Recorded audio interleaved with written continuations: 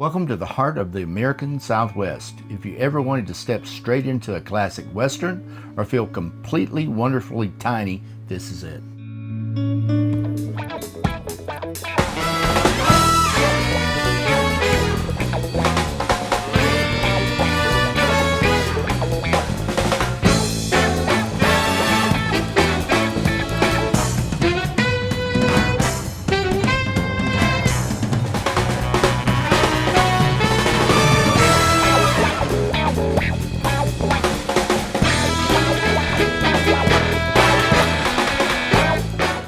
We're driving down Highway 163 right on the Utah-Arizona border. You know that famous spot from the movie Forrest Gump where everyone pulls over in the middle of the road? Yeah, we did that. And let me tell you, seeing those sandstone buttes rise out of the flat desert floor is absolutely surreal.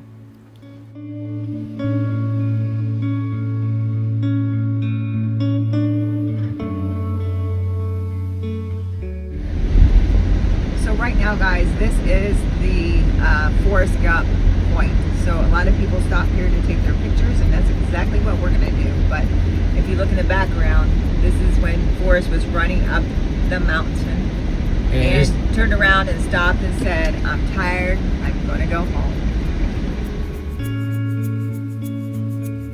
I'm tired, I want to go home. Now we're checking into our base camp for the adventure, Goosenecks Lodge and RV Park. This place isn't just a hotel, it's a living piece of Monument Valley history.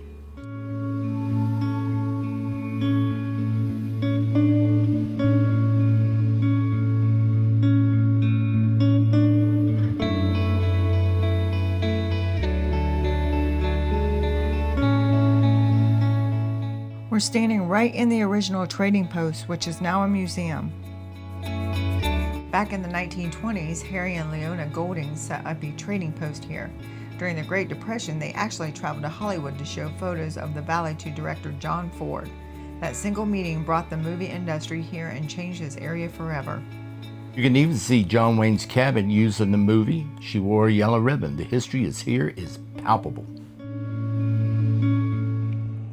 Okay, we're looking at John Wayne's cabin used in the movie She Wore Yellow Ribbon, where he played Captain Brittle. So you can see it's pretty small, but pretty powerful inside. Of course, if you've seen the movie She Wore Yellow Ribbon, you can see him sitting at this table here, which is pretty good. Really small. You can sort of see a placard too. She wore a yellow ribbon, and stating that it was John Wayne's cabin as used in the movie.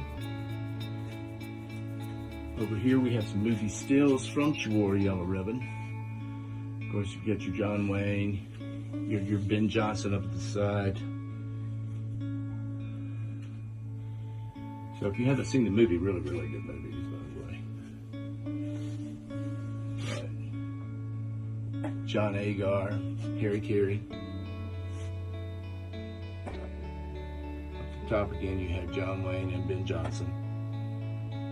The cabin itself is actually on at Golding's here in Monument Valley, which is really great. They make it where anybody can go at any time. So really good. If you get to Monument Valley, you want to make sure you check it out.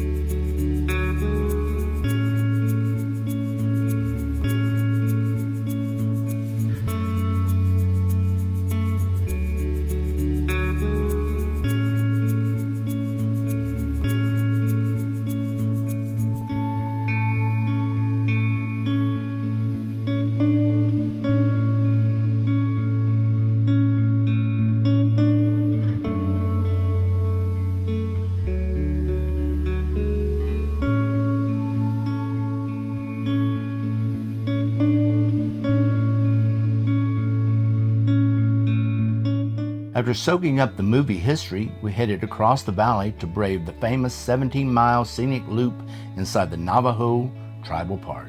A quick heads up, the road is pretty washboarded and bumpy. A high clearance vehicle definitely makes you feel better, though you can manage in a sedan if you drive slowly.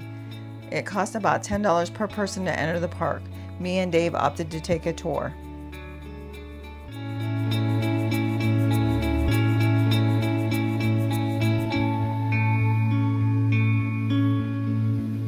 Our first official stop was the ultimate classic view, the East and West Mitten Buttes. Seeing them from the valley floor makes you realize just how massive they are.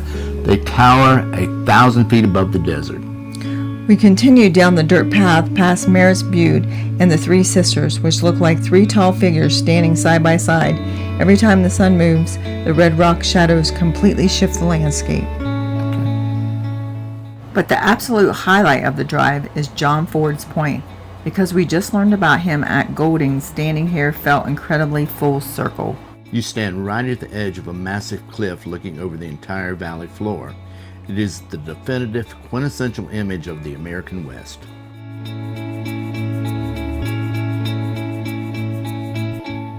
While the 17-mile loop gives you a great overview, you can only see a small portion of the valley on your own.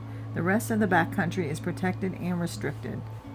To see the deeper parts of the valley, we booked a guided 4x4 cultural tour that picked us up right at Goldings. Having a local Navajo guide changes the whole experience. Our guide took us deep into restricted red rock canyons to see incredible natural formations like the Totem Pool and the spectacular Ear of the Wind Arch. Look at it, like you see the Indian face really clearly. And then if you look into the hole, you see a human or a body looking down.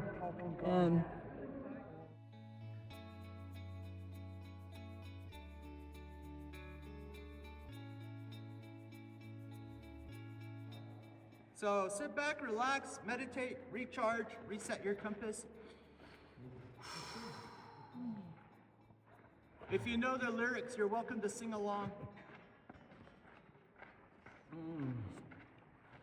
right, come on in, have a seat. Have a seat.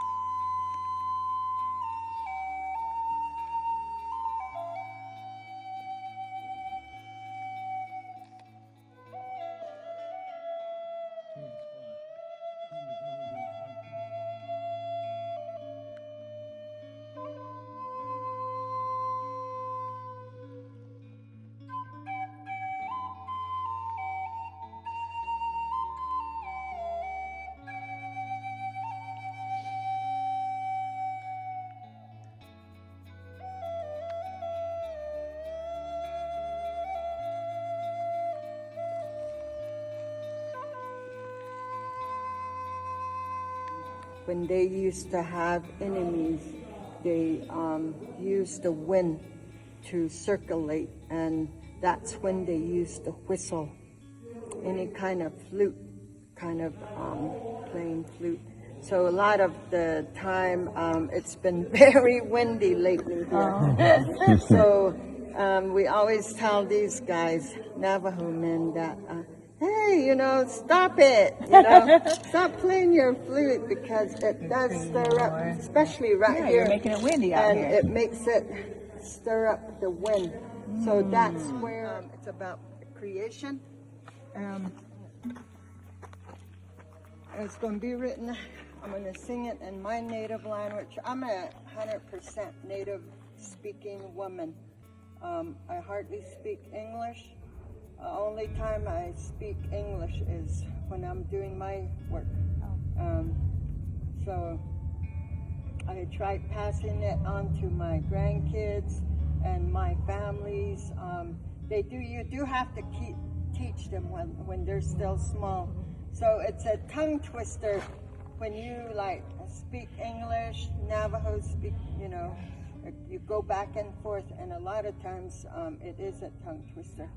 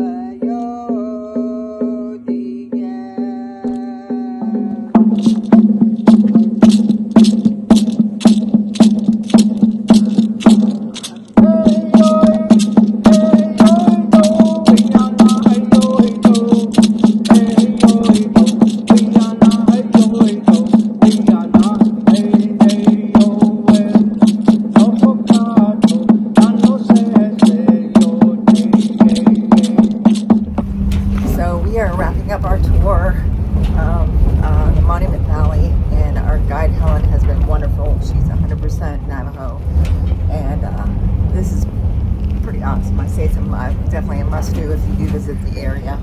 Right. I think the people that come here and don't really take the tours and things are really missing out on a lot, because I mean, the things that you see are sort of off the beaten path. So it's really, really interesting, really eye-opening too at the same time.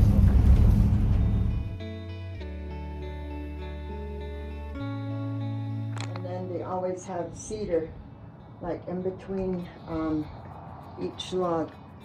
And that keeps away all the unwanted visitors, like centipedes, scorpions, snakes, and stuff like that. Okay. So that's why we usually make it like that. So people can just throw down a mattress, a mat, or something and sleep, you know, without worrying about something late at night. The best part was visiting a traditional Navajo hogan. Our host demonstrated traditional rug weaving and explained how these earth and timber homes are designed to keep cool in the summer and warm in the winter. Hearing the stories of the family who have called this sacred land home for generations completely recontextualized the trip. It turns a beautiful photo spot into a deeply moving cultural experience.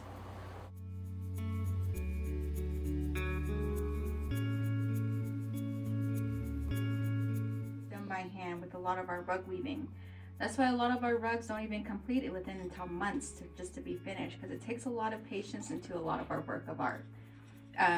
But again, you know, like even the vertical weaving, you know, it came about when the Pueblos came around with their belt strap vertical weaving at that time, and they got introduced by the Choros by the Spaniards. So that's how we got a lot of the Choros brought in to utilize their wools to make a lot of our cheap blankets at that time when they did a lot of trading. But again, you know, the chief blankets were only utilizing the 4 natural colors, and the 2 colors that they would have is red and blue. So the blue, you know, from indigo, and then cochineal beetles for the color red. So those were the only colors that they would utilize for their cheap blankets when they did a lot of trading. But the traders, you know, they wanted more colors, they wanted more patterns, they wanted borders. So that's how we came about with plants and vegetation. So I do have a die chart right over here. This is just showing several plants in the area that we can find, but there's over 200 different colors and different plants that we can get out of. You know, even the elevations.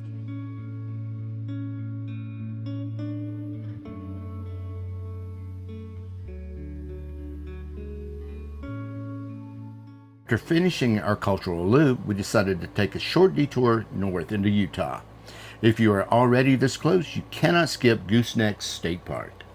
It only costs $5 per vehicle to get in, and there is 0 hiking required. You drive right up to the rim and look down at the San Juan River looping back and forth, dropping 1,000 feet straight down. Right down the road from Goosenecks is a hidden gem most tourists miss, the Valley of the Gods. Think of it as a mini, wilder version of Monument Valley. It's managed by the Bureau of Land Management, meaning it's completely free to enter and open 24/7. There is a 17-mile unpaved loop that snakes around isolated buttes like Battleship Rock and Rooster Buttes. Best part? There are almost no crowds here. You get these massive, dramatic red towers completely to yourself. You can pull over anywhere, step out into the dust, and just soak it in. It's pure, raw Utah backcountry. We made it back to Monument Valley just in time to transition straight into our evening sunset tour. If you think the valley looks good at noon, just wait until after the golden hour hits. This is when the park truly transforms. The sun drops low, casting impossibly long shadows across the desert floor. The open-air vehicle lets you feel the temperature drop as the desert breeze kicks up. Hey, it's me and Dave, and we're actually on a sunset tour of Monument Valley, and we're the only ones on it. So we're having just a little romantic dinner out here, and they're cooking us some hamburgers and stuff, but this is absolutely beautiful out here. So this is what I was talking about, that's on the wall.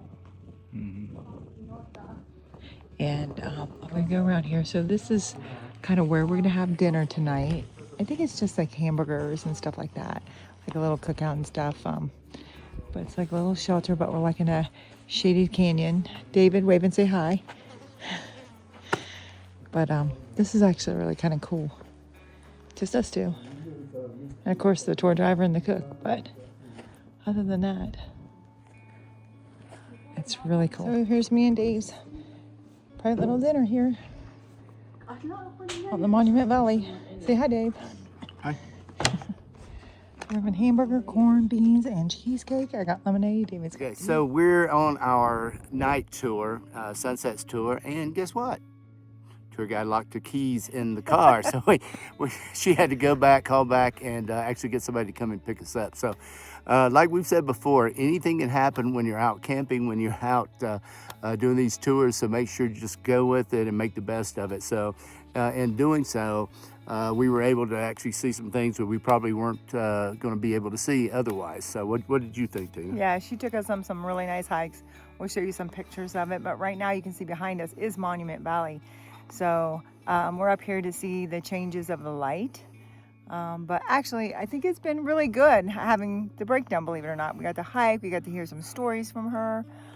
Everybody's been just so nice out here. And we actually had dinner and we showed you a picture of that. So Yeah, I don't think we could say it enough. If you get a chance to really travel and see things like this was one of the things on our bucket list. I mean, it's everything that we thought of and more. So really, we can't say enough about it. yeah, as long as they don't leave us out here. Well, yeah, exactly. I don't But want to we sleep do with the see a town coyote. in the background, so we might have a little hiking. And I do got a half a bottle of water, 3/4. So Well, I was greedy and drank mine already. So sorry, I'll die first. So. oh, all right. Our guide timed the drive perfectly, bringing us to a secluded overlook just as the sky began to turn pink. The red sandstone walls practically looked like they were glowing from the inside out. Don't bust your ass because I got you on film. I ran down. Mountain climbing 101, don't bust your butt.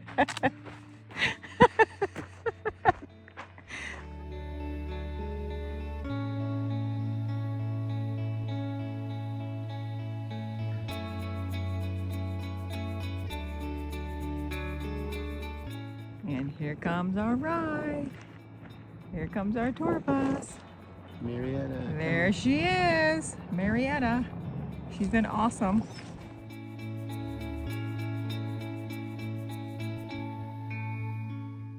Standing out in the open air, watching the last rays of sunlight hit the tips of the monuments, you get this profound sense of peace. The stillness of the desert at twilight is something you have to experience firsthand. This corner of the Southwest completely lives up to the hype. From the cinematic history at Goldings and the history inside the Park Museum to the quiet isolation of Valley of the Gods, it's a road trip for the books. Thanks for exploring with us. Make sure to hit that like button, subscribe, and drop a comment below letting us know which of these landscapes look the most epic. We'll see you on the next adventure.